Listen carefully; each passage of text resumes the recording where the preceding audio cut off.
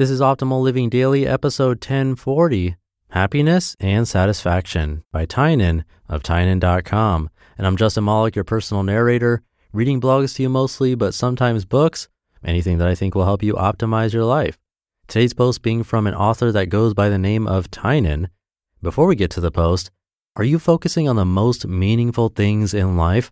Take inspiration from Skagen watches and jewelry. Their Danish minimalist designs are guided by less is more, a good daily reminder for all of us. See how they do it at Skagen.com, that's Skagen.com, and get a special discount on your first purchase when you sign up for emails. Again, that's Skagen, Skagen.com. For now, let's get right to it as we optimize your life. Happiness and Satisfaction by Tynan of Tynan.com. 7 years ago, I wrote a post called How to Be Happy, Always. It's pretty poorly written, but starts off with an important concept. We live in a society where happiness is the number one priority. Life, liberty, and the pursuit of happiness. No one really questions that, but maybe we should. Is happiness really the best goal we can come up with?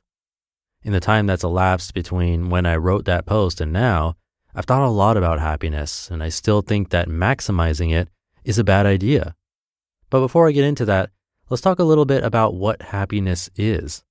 Happiness is a good state of mind. It allows you to be optimistic, to see the good in people, and to be productive. On the other end of the spectrum, when you're very unhappy, you have a lot of barriers between things like productivity and socialization.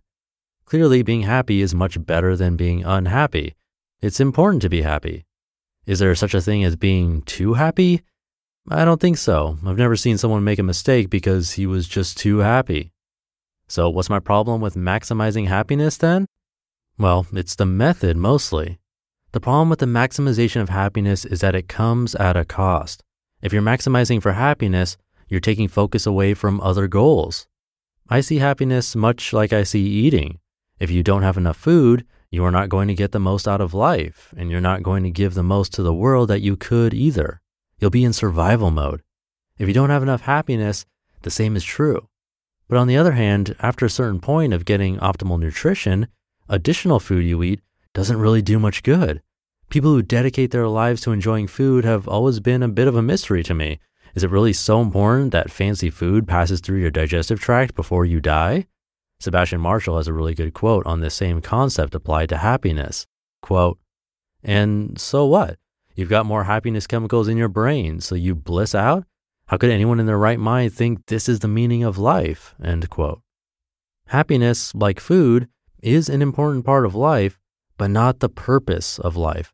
Just as you want to avoid being starving, you also want to avoid being unhappy.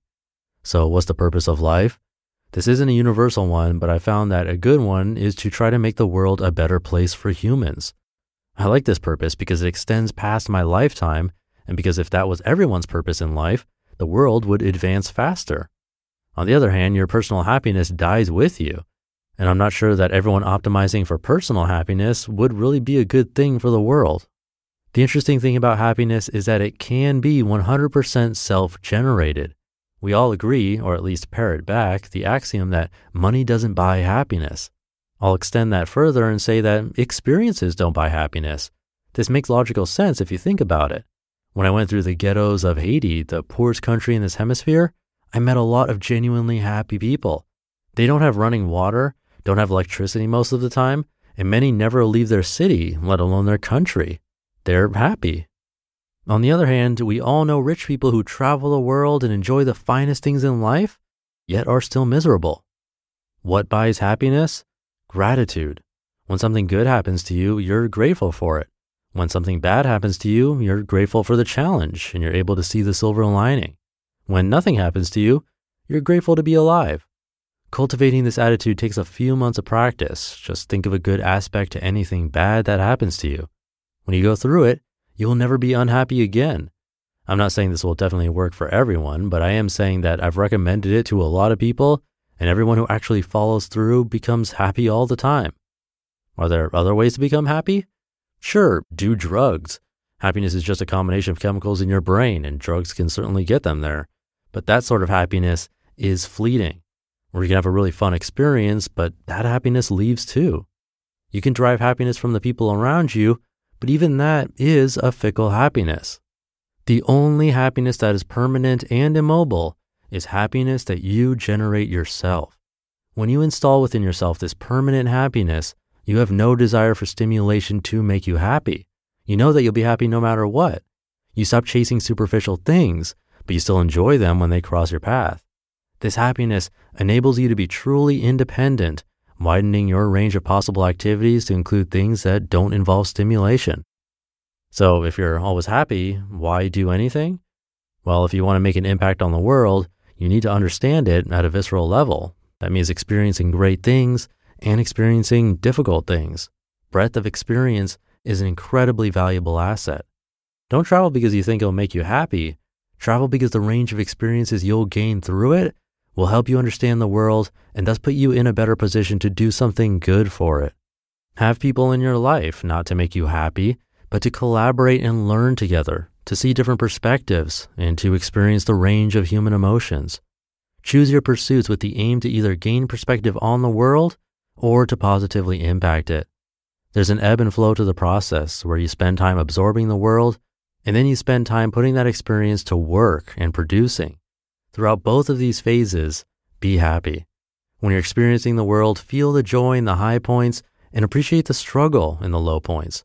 When you're producing, take pleasure in your successes and be thankful for the challenges you face. Be happy all the time. Happiness is something to maintain and enjoy, but satisfaction is something to strive for. Happiness is simply a mixture of chemicals, but satisfaction comes only through positive action. I'd define satisfaction as a feeling of well-being derived through setting worthy goals and reaching them. Satisfaction isn't ephemeral like happiness because the achievement of goals isn't something that fades away. It also can't be tricked. You can't feel satisfaction through drugs or stimulation, or even through positive thoughts. Satisfaction is a good indicator of your execution and is a carrot that pulls you towards doing good things. The actual feeling of satisfaction isn't that important, although it does feel good, but the pursuit of it will drive your life in a good direction. Life, liberty, and the pursuit of satisfaction. Sounds pretty good to me.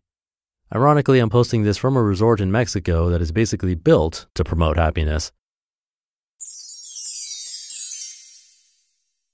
You just listened to the post titled Happiness and Satisfaction by Tynan of Tynan.com. And thank you to Skagen for sponsoring this episode. Did you know some of the happiest people on earth, speaking of happiness, live in Denmark? Skagen is not only named after a Danish coastal town, but it's also inspired by the people who live there. Their Danish lifestyle focuses on what's meaningful, like being part of a community, making time for relationships, and living in the moment.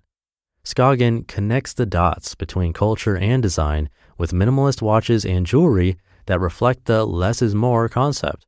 And I actually have a Skagen smartwatch. It's beautiful, and it connects to my phone, which is awesome, with activity tracking, heart rate tracking, and a lot more. Also has customizable dials and magnetic mesh straps. The straps are actually interchangeable. So come check them out, both their minimalist watches and jewelry. Visit Skagen.com, that's Skagen.com, to get a special discount on your first purchase when you sign up for emails. Again, that's Skagen.com, Skagen.com. I'll leave it there for today. Have a great rest of your day, and I'll be back with a post from Ramit Sethi tomorrow, where your optimal life awaits.